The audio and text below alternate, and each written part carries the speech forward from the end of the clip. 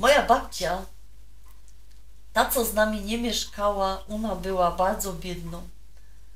Była krawcową, gdową i jak bardzo ona była biedną, to ja dzisiaj dopiero wiem, że ona się kupowała 5 deko szkloków landrynek.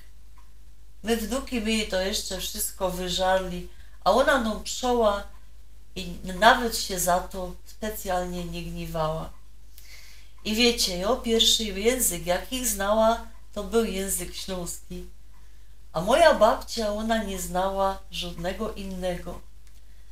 Jak mi potem chowała mojego synka, to on właściwie też znał na samym początku ino śląski.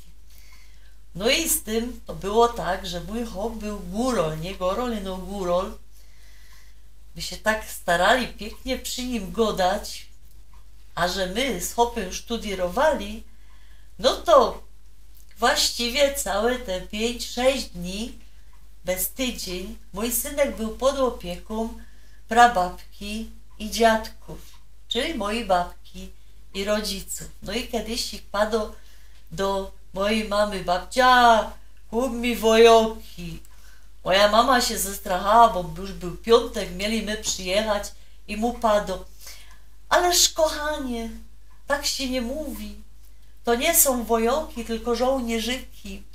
I jak ty mi powiesz poprawnie, to ja ci je kupię. No to on mi padł: babcia, proszę, kup mi żołnierzyki. No i ona mu kupiła, tam był taki kiosek ruchu, kupiła mu po jednym do każdej ręki.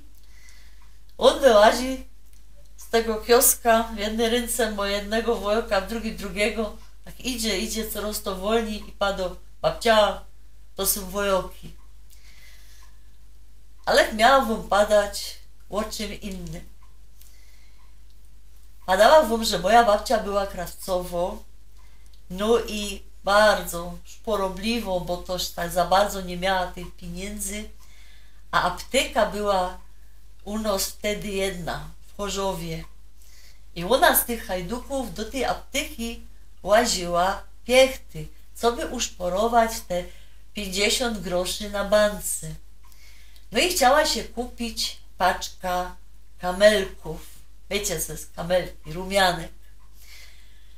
No i idzie cała droga i mendykuje, jak to się po polsku nazywają te kamelki.